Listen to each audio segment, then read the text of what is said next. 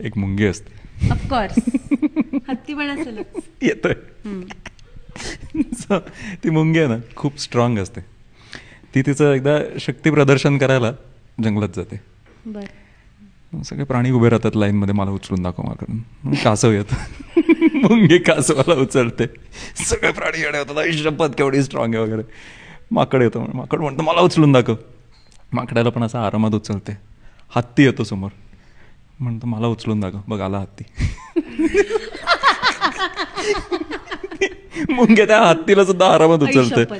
सगळे प्राणी फुल पॅक होतात. आणि या सगळ्याच्यात एक पाल येते म्हणते मला उचलून दाखव.